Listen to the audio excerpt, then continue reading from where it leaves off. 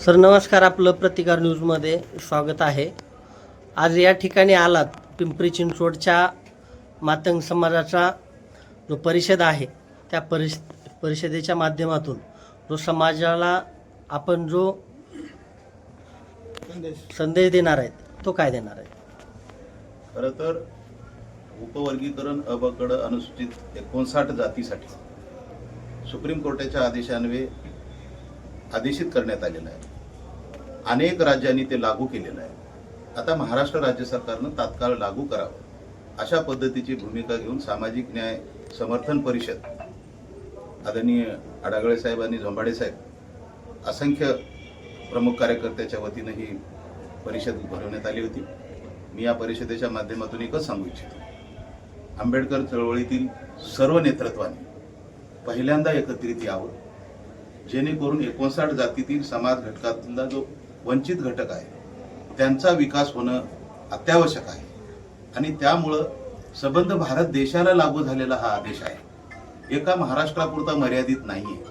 म्हणून एका समाजाने मांग महार अशा पद्धतीची भूमिका न घेता एकमेकावर दोषारोप ठेवून एकमेकाला टीकाटिप्पणी करण्यापेक्षा, महापुरुषांचा अवमान करण्यापेक्षा, एकमेकाला वेगवेगळ्या पद्धतीचं काटछाट करून धमकी दिली अशा पद्धतीचं वातावरण तयार करून बिघडवण्यापेक्षा, सामाजिक अराजकता माजवण्यापेक्षा खरं तर वंचित समाज घटकाचा शैक्षणिक आणि नोकरीच्या बाबतीमध्ये जो आदेश उपवर्गीकरणाच्या बाबतीमध्ये सुप्रीम कोर्टाने दिलेला आहे त्या आदेशाचं अंमलबजावणी करावी अशा पद्धतीची भूमिका आजच्या या परिषदेमध्ये घेण्यात आली। संबंध महाराष्ट्रामध्ये अनेक सामाजिक चळवळीच्या माध्यमातून या ठिकाणी उपवर्गीकरण लागू करा अशा पद्धतीची मागणी होत आहे आणि त्याच धर्तीवर या ठिकाणी आज हा कार्यक्रम झाला। खरोखरच मी पिंपरी चिंचवडीतील सर्व समाजातील सर्व जाती धर्मातील जेवढे काही सामाजिक कार्यकर्ते 59 जातीपैकी प्रमुख कार्यकर्ते या ठिकाणी कार्यक्रमात उपस्थित होते आणि सर्वच समाजातील वंचित समाज घटकांची एकच अपेक्षा आहे की आमचा सर्वांगीण विकास झाला पाहिजे, त्यासाठी अबकड उपवर्गीकरण लागू तात्काळ झालं पाहिजे म्हणून माननीय मुख्यमंत्री देवेंद्र फडणवीस, दुसरे उपमुख्यमंत्री माननीय एकनाथजी शिंदे साहेब आणि सुनित्रा बहिणी पवार मॅडम आणि राज्य सरकारने तात्काळ कुठलीही कुणाचीही तमा न बाळगता वंचित समाज घटकाचा सर्वांगीण विकास शैक्षणिक आणि नोकरीच्या माध्यमातून या ठिकाणी उपवर्गीकरणाचा आदेश तात्काळ लागू करावा ही विनंती करण्यासाठी आज ही परिषद। सर, सोशल मीडियाच्या माध्यमातून हे वर्गीकरणाच्या संदर्भात महापुरुषांवर वेगवेगळ्या प्रकारे खालच्या पातळीवरती टीका केली जाते, तर त्या समाजाला तुम्ही कसं आवाहन कराल? खरं तर बाबासाहेबांचे वंशज म्हणून माननीय प्रकाशजी आंबेडकर साहेब असतील, ते आमचे नेते आहेत, आदरणीय आनंदराज आंबेडकर साहेब असतील, रामदास आठवले साहेब असतील, हे सर्व सामाजिक दलित चळवळीतले मोठे नेते आहेत। यांनी खरं तर अशा नशेडी लोकांना कुठल्या तरी व्यासपीठावर जाऊन एखादी अण्णाभाऊ, लहुजी, अशा महात्मा फुले अशा महापुरुषांचा अवमान करणारी जी मंडळी त्या ठिकाणी आपल्याला साक्षीला ठेवून ते करताना आम्हाला दिसत आहे, हे फार दुःख वाटतं। आंबेडकर चळवळीमध्ये हे कदापि कोणीही सहन करू शकत नाही अशा पद्धतीचं त्या ठिकाणी निदर्शने किंवा त्या ठिकाणची अर्वाच्य भाषा आम्हाला ऐकायला मिळते। त्याचं दुःख लक्षात घेऊन आम्ही तर विनंती करतोय की आपण पुन्हा एकदा बसा, सर्वच आंबेडकर चळवळीतील प्रमुख नेते जे 7-8 नेते आहेत, तुम्हीच जर एकत्रित आलो तर मग 59 जाती काय एकत्रित येणार नाही।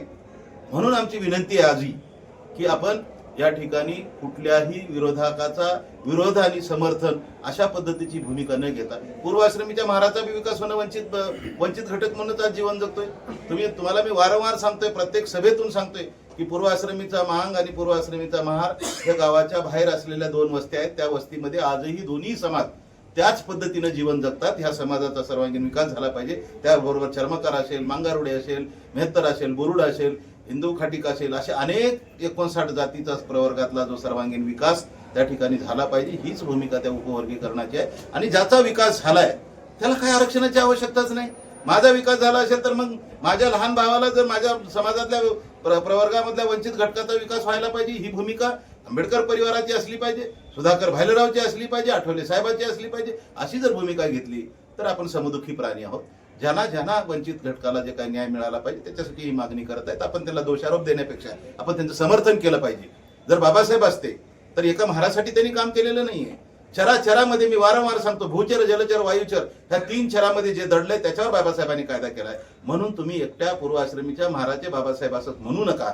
कारण ज्या ज्या व्यवस्थेमधल्या सर्व धर्मीय समाज बांधवांनी, सर्व जाती धर्मातील समाज बांधवांनी बाबासाहेब हे जगविख्यात नेते आहेत, जगविख्यात महामानव आहेत, असे विचारवंत माणसांना तुम्ही एका जातीमध्ये आणि एका व्यवस्थेमध्ये तुम्ही अडकवण्याचं पाप करू नका.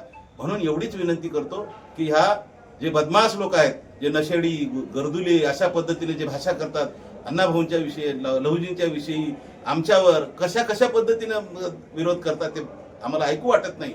कुठेतरी एक दोन मातंगाचे, कुठेतरी एक दोन कोणतरी अशी विदूषक घेऊन त्या ठिकाणी स्टेजवरनं त्या समाजाला हिनवण्याचं काम करताय. काय मिळणार आहे तुम्हाला?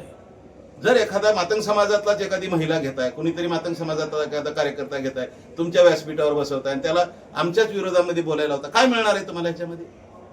त्याला जर अक्कल असती तेवढी तर तुमच्याकडे आलाच नसता, आणि आला असता तर तुम्ही त्याला घेतलंही नसतं. कारण विचाराची लढाई करा. आम्ही काय तुम्हाला तुमच्या घरातलं काही मागत नाही.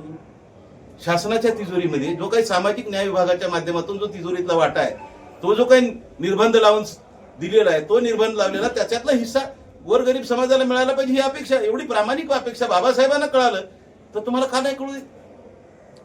सर, त्यांचं म्हणणं आहे की साहित्यरत्न लोकशाहीर अण्णाभाऊ साठे हे महापुरुष नव्हते. दादासाहेब शेळके यांचं लातूरचं भाषण आहे. सर, याच्याबद्दल काय म्हणताय? त्यांना जर अक्कल असती, कोण दादासाहेब शेळके आहे माहित नाही, जनावरासारखा आरडत होता आणि तिकडून मी बोलू का, मला 2 मिनिट बोलायला द्या, मूर्खासारखी जर भाषा करत असेल त्याला अण्णाभाऊ काय करणार? बाबासाहेबच कळाले नाही तर त्याला अण्णाभाऊ कुठून कळेल?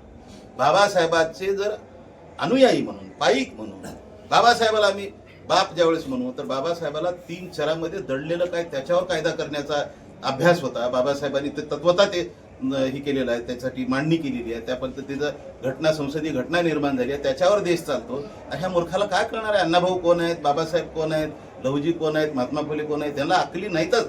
म्हणूनच मी वंशजांना मी सांगतोय, बाबासाहेबांच्या वंशजांना, आनंदराज आंबेडकर साहेब, हात जोडून माझी विनंती आहे, आपली बदनामी व्हायला लागली त्या ठिकाणी, आणि तुम्ही आम्हाला त्यांचं ऐकून तुम्ही आम्हाला टार्गेट करताय, फार चुकीचं आहे. थांबवा.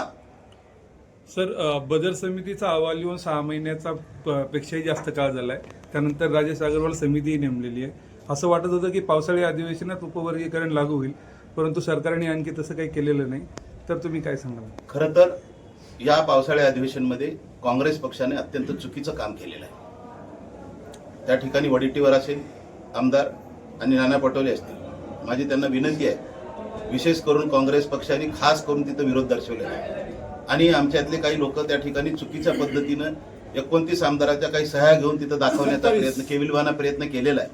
परंतु अशी जर तुम्ही जर दिशाभूल करण्याचा प्रयत्न करत असाल, जर तुमचा विकास झाला असेल आणि ज्याचा विकास झाला नाही, आम्ही सगळे भाऊभाऊच आहोत, अस्पृश्य समाजातले जे काही समाज घटक आहेत त्यांच्यातला विकास झाला नाही म्हणून हे उपवर्गीकरण काही राज्याने लागू केलेलं नाही, सुप्रीम कोर्टाने आदेश दिलेले आहेत आणि सुप्रीम कोर्टाने सर्व राज्याला आदेशित केलेलं आहे. म्हणून माननीय देवेंद्रजी फडणवीस साहेबांनी, एकनाथजी शिंदे साहेबांनी, सुनित्रा वहिनी पवार मॅडमनी तात्काळ कुणाचीही पर्वा न करता या ठिकाणी अवकडं उपवर्गीकरण लागू केलं पाहिजे, अशा पद्धतीची भूमिका आमची.